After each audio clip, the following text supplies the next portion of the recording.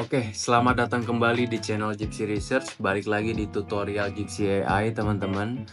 Di hari ini atau di kesempatan ini, aku bakal coba jelasin tutorial cara penggunaan salah satu AI tools kita yang namanya pemilihan metode penelitian gitu ya.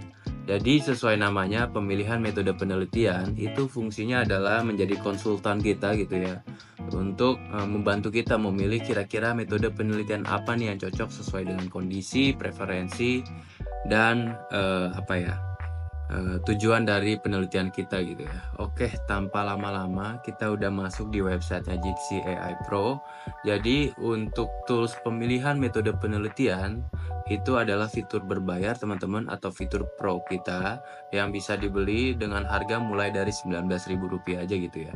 Jadi nggak cuma satu tools, tapi sebenarnya dapat banyak ya, lebih dari hampir 30 ya. Kita Jitsi AI sudah mau 30 jumlahnya, dan pemilihan metode penelitian itu salah satunya. Oke, tanpa lama-lama kita coba kunjungin aja. Buat diakses kita masuk aja di kategori AI perencanaan dan ide penelitian ya teman-teman. Terus kita bisa pilih yang paling bawah, itu ada pemilihan metode penelitian. Oke, kita masuk. Nah, ini agak loading dulu bentar. Dan di pemilihan metode penelitian ini ya, sebenarnya ada beberapa hal gitu ya, input form yang harus teman-teman pahami gitu ya. Sebenarnya gampang aja sih. Yang pertama tuh kita mulai dari judul penelitian ya. Jadi silakan teman-teman tentuin dulu judulnya apa. Di sini di GCI juga udah ada pembantu teman-teman ya, yaitu generator judul penelitian. Kalau misalnya teman-teman masih belum dapet nih kira-kira ambil topik apa atau judul apa gitu ya buat penelitian teman-teman, buat skripsi, tesis atau disertasi dan yang lain-lain gitu ya. Artikel ilmiah juga bisa. Gitu, judul jadi harus diketemukan dulu, silahkan dicari ya teman-teman. Jadi buat fokus penelitiannya kemana, terus masuk lagi ke tujuan penelitian. Nah, di tujuan penelitian ini sebenarnya udah ada pilihannya gitu ya. Yang pertama itu ada korelasi atau mengetahui hubungan antar variabel. Terus selanjutnya ada kausalitas. Kausalitas itu untuk mengetahui pengaruh suatu variabel.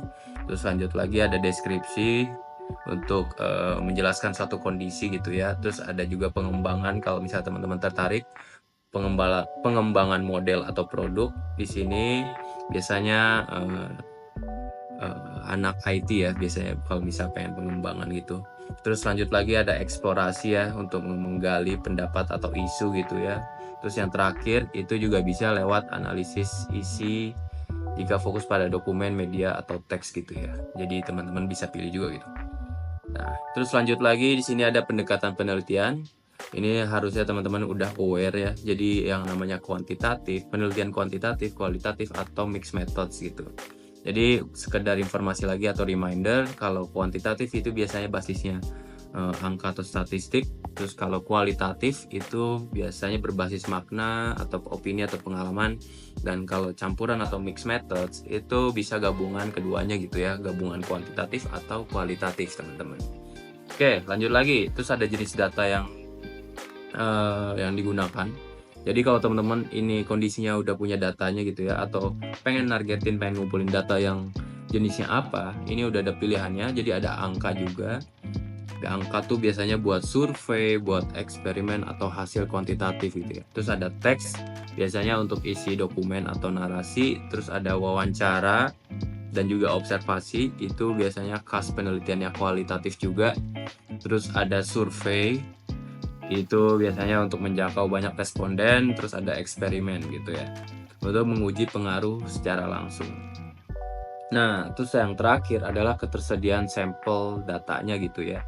Jadi nanti AI ini bakal sesuaiin kondisi kalian gitu. Apakah kalian udah punya sampel datanya, sudah ada, atau belum ada tapi akan dicari, atau tidak ada sama sekali gitu ya, atau dalam bentuk konseptual gitu. Jadi kalau misal ada, artinya kamu udah punya. Kalau belum ada berarti masih proses cari data. Dan yang terakhir kalau nggak ada atau konseptual, itu artinya sifatnya teori atau makalah gitu ya teman-teman. Jadi itu semua sesuai dengan kondisi kalian. Oke, tanpa lama-lama kita coba isi aja ya teman-teman ya, mulai dari judul. Mungkin aku pakai judul yang kemarin lagi. Kalau kalian tahu di video sebelumnya, aku biasa pakai judul sorry. Pengaruh meme marketing terhadap media sosial, perusahaan, top up game. Ini juga skripsiku BTW. Di Indonesia lah, kita perjelas lagi. Kayak gitu. Terus tujuan penelitian. Karena ini untuk mengetahui pengaruh gitu ya. Kita isi aja mengetahui pengaruh suatu variabel atau kausalitas. Terus kita pilih pendekatannya. Aku pakai kuantitatif aja. Terus ada jenis data. Jenis data aku bisa pakai angka juga. Terus ketersediaan sampel belum ada atau akan dicari gitu ya. Terus kita klik aja. Nah, nanti teman-teman hasilnya gitu ya, itu akan berupa rekomendasi gitu ya, rekomendasi beserta juga dengan step by step dan cara-caranya serta alasannya kenapa harus menggunakan metode tersebut gitu ya. Nah, ini udah ada hasilnya.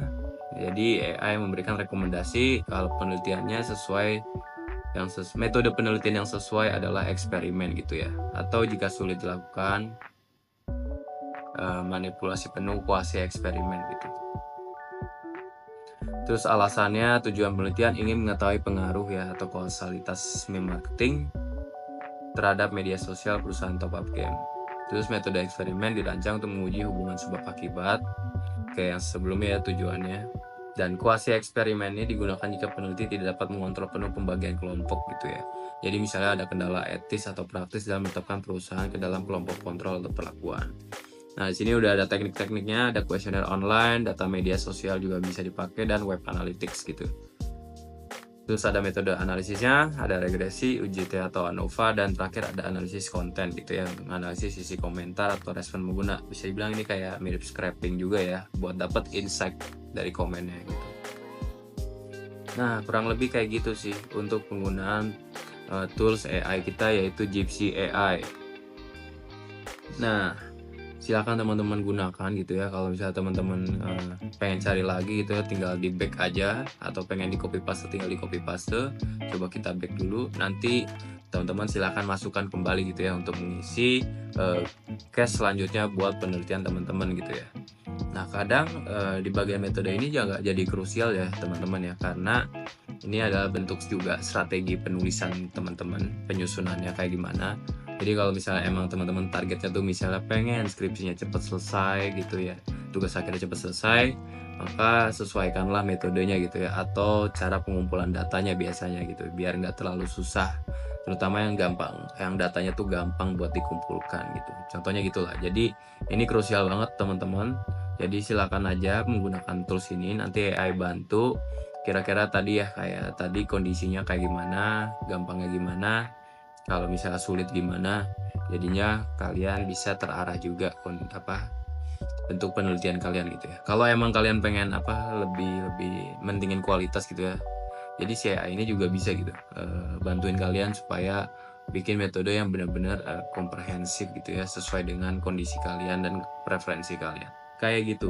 Mungkin itu aja video tutorial Gypsy AI hari ini atau di video ini gitu ya.